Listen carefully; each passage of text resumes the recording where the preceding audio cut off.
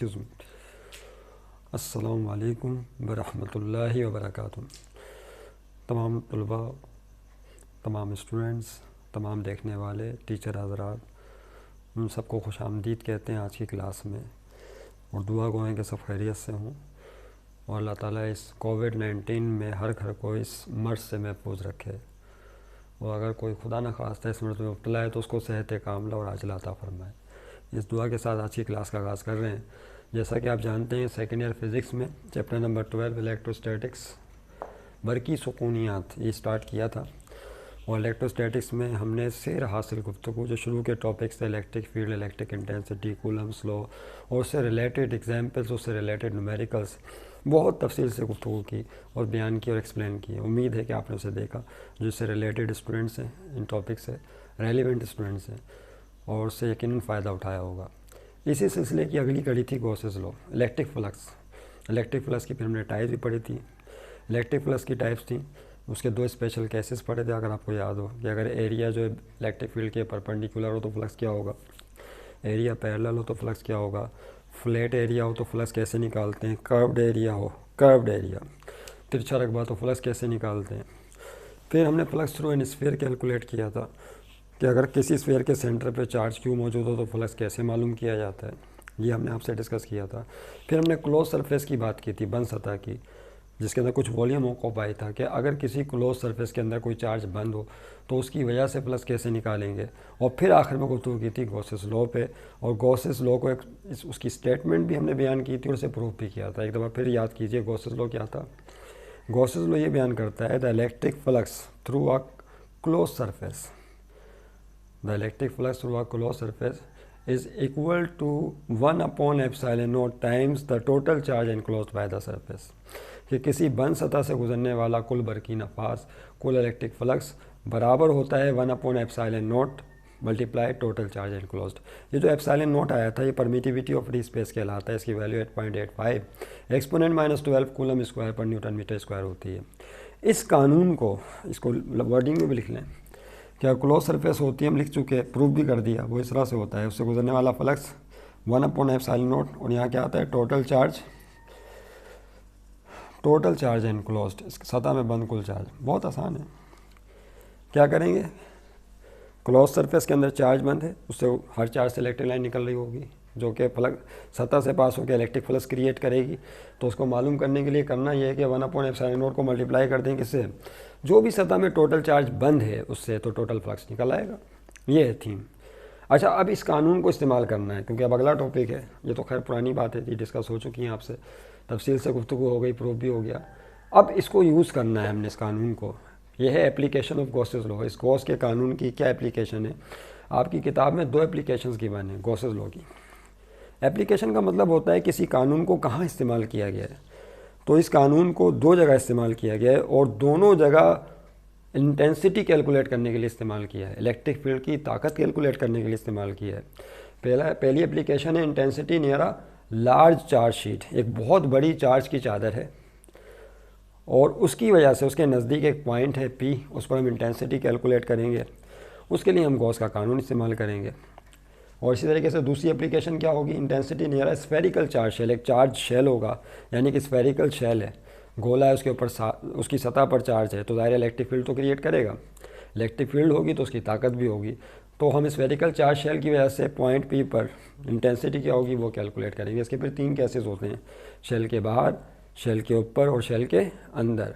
ये 3 केसेस में गुफ्तगू होगी। थीम सुन लें क्या है। थीम ये होगी कि जब आप इंटेंसिटी कैलकुलेट करेंगे, चाहे वो intensity near a large charge sheet हो या intensity due to spherical charge shell हो, तो करना ये होगा कि सबसे पहले क्लोज सरफेस बनाएंगे। ये पहला पॉइंट है। क्या करेंगे, क्योंकि आपने गॉस के कानून को इस्तेमाल करना है, और गॉस के कानून का ताल्लुक क्लोज सरफेस से। तो first of all you must imagine a close surface. आपको एक क्लोज सरफेस का तस्वुर करना पड़ेगा। कभी हम उसे सिलेंडर की शक्ल में तस्वुर करेंगे, कभी हम उसे स्फेयर की शक्ल में तस्वुर करेंगे। मिसाल के तौर पर हमें intensity near a large charge sheet चाहिए, कि एक चार्ज की चादर है, उसके नज़दीक इंटेंसिटी है, तो यहाँ पर हम एक क्लोज सरफेस बनाएंगे सिलेंडर की शक्ल में। अब वो जो क्लोज सरफेस हम बनाएंगे उससे गुजरने वाला फ्लक्स कैलकुलेट करेंगे 2 मुख्तलिफ फार्मूलों से।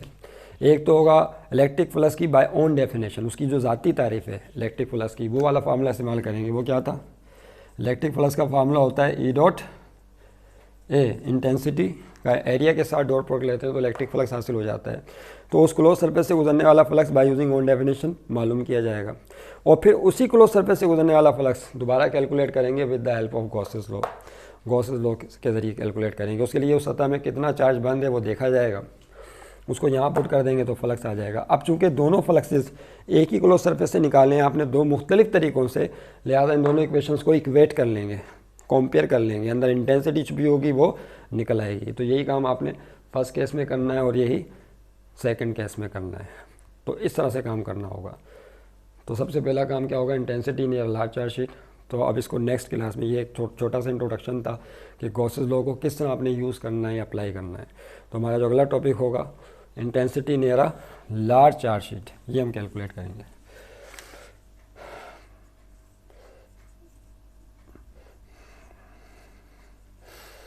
नियर अ लार्ज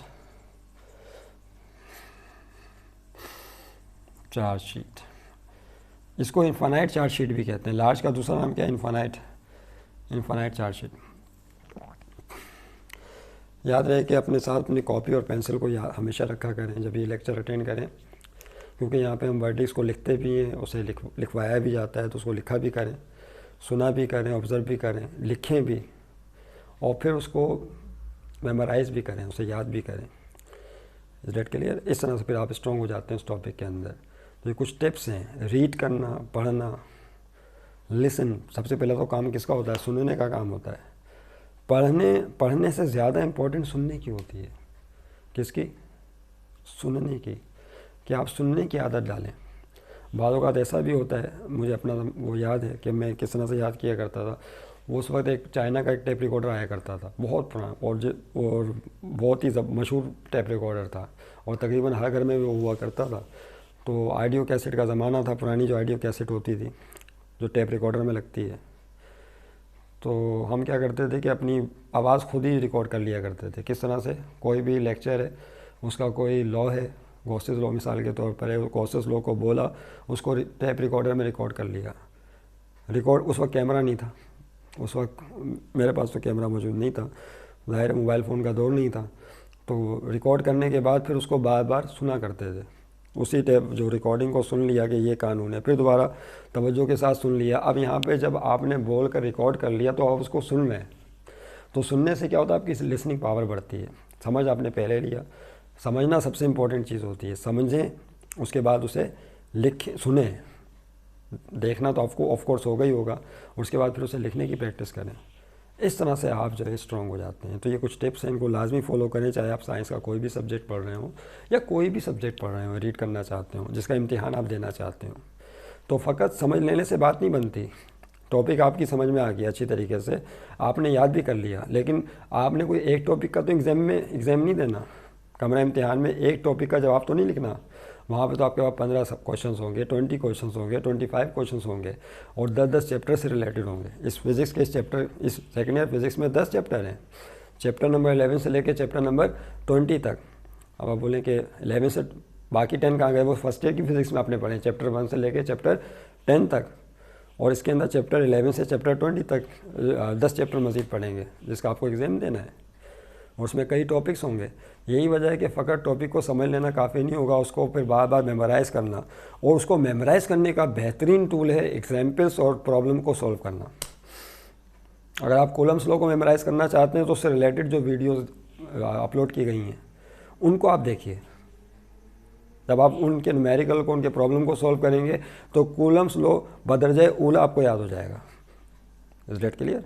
तो इसी तरीके से जो है, जब भी किसी टॉपिक को मेमोराइज़ करना हो तो उससे रिलेटेड न्यूमेरिकल और प्रॉब्लम्स को लाजमी, और फिर उससे रिलेटेड जो MCQs हैं, मल्टीपल चॉइस क्वेश्चंस जो आते हैं, या फिल इन दी ब्लैंक्स हैं, या ट्रू और फॉल्स हैं, उनको फोकस किया करें। उसको फोकस करने से भी क्या होता है, यू गेट स्ट्रॉन्गर, आप स्ट्रॉन्ग होते चले जाते हैं उस टॉपिक के लिहाज से। इस डेट क्लियर।